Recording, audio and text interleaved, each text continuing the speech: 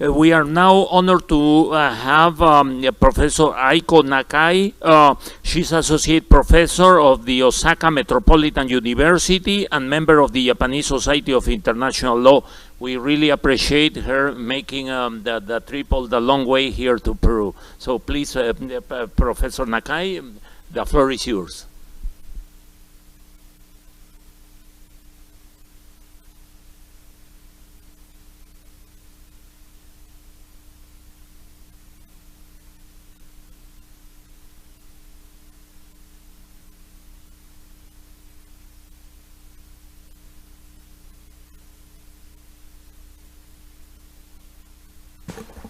Thank you very much. Buenas tardes, damas y caballeros. Soy Aiko Nakai de la Universidad Metropolitana de Osaka, de Japón. Soy miembro de la Comité de Relaciones Internacionales de la Sociedad Japonesa de Derecho Internacional. Ante todo, quisiera agradecer a la Sociedad Peruana. Gracias. Sociedad Peruana de Derecho Internacional, que ha organizado este evento y que ha invitado a nosotros.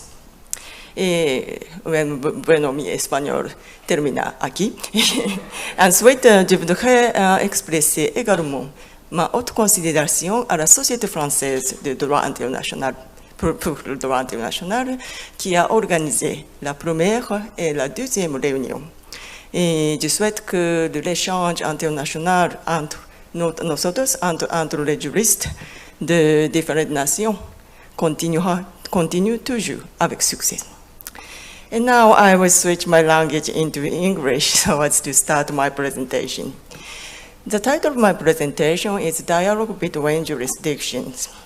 Rule of Judges in Global Governance.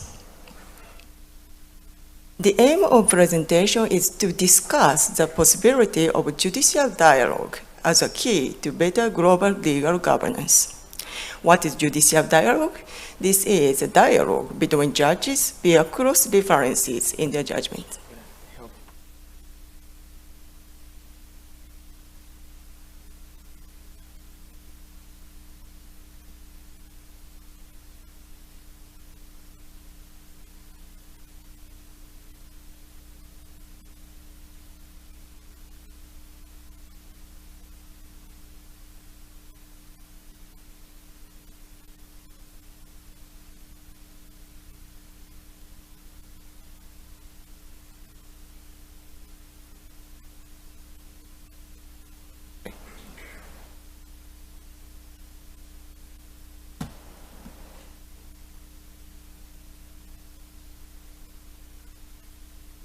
Thank you for taking questions. And where am I? Okay. And what is judicial dialogue? This is a dialogue between judges via cross-references in their judgment. Please be sure that I'm not talking about a meeting of judges or their oral conversations, but I'm talking about the cross-references made in their judgment. The judges of the court of the world do sometimes refer to the judgment of other court and thus having conversation. And nowadays, many of internationalists discuss rule of law on a global scale, just a previous presentator did, but the terminology differ. Some talk about global constitutionalism, some argue world law, and some talk about global legal governance, etc., etc. But all of these arguments must face unique question. Is it possible in the situation of legal pluralism?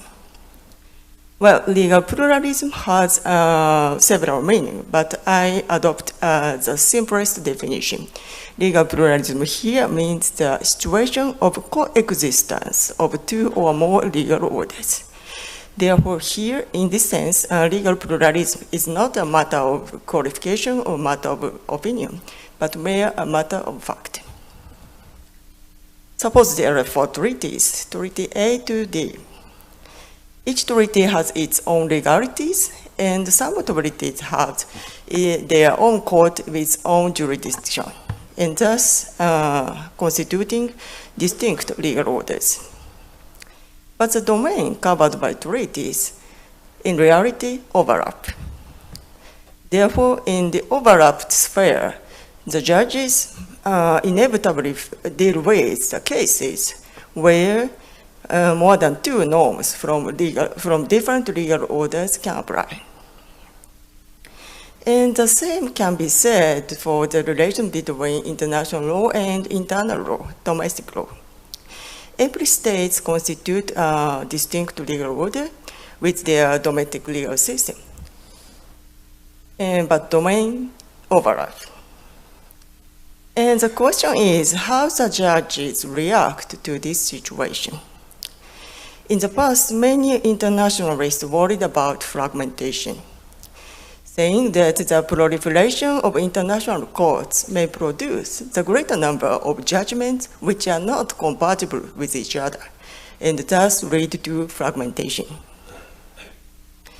But according to recent researches, there are instead interaction between jurisdictions transcending the borders, because judges of international courts, as well as domestic courts, refer to the judgment of the courts of different legal orders when they think adequate to find a harmonized solution.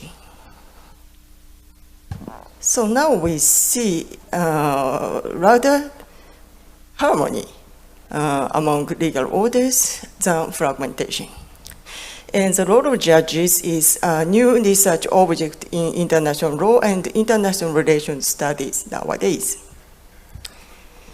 And in this context, recently we published in Japan a book entitled Judicial Dialogue, Cooperation and Competition Among Courts and Tribunals. Unfortunately, this book is in Japanese. I cannot show you that on the cover of the book, yes, we see the English version of the title. And I have important information for you. These 4 ideograms mean my name. And in this book, we analyzed the phenomena of judicial dialogue from various points of view. But the main achievement is the comparative study of regional development of judicial dialogue. In Europe and America, the remarkable characteristic of the judicial dialogue in this region is the supranational region international law and domestic law. The intensified judicial dialogue between the two legal orders are very specific in this region. And what is also remarkable is that there are institutionalized judicial dialogues, as well as spontaneous ones, between international and domestic courts, and between international courts, and also between domestic courts of the same region and of different regions. So the judicial dialogue now is not only transnational, but also transregional.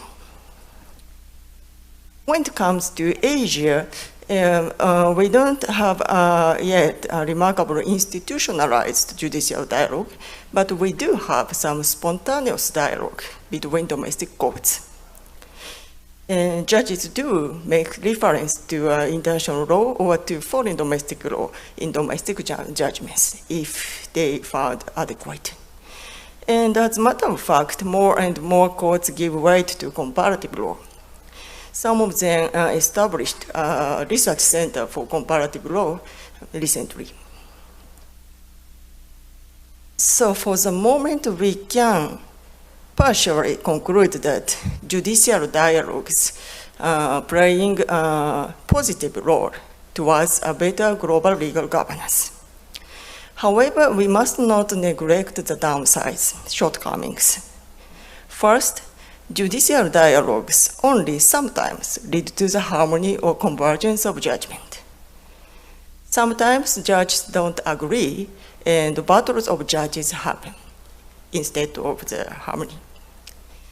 And second, when it comes to the values such as democracy, rule of law, or constitutionalism, which are the parameters of good governance, they have been assured at the national level traditionally, and they are still being assured at the national level. Therefore, the intrusion from outside via judicial dialogue is not always justifiable. There is a risk of deterioration. So at my point of view, what is important is to continue to look at carefully the consequences of the judicial dialogue all over the world from various perspectives, including critical perspective. This concludes my presentation. Thank you very much.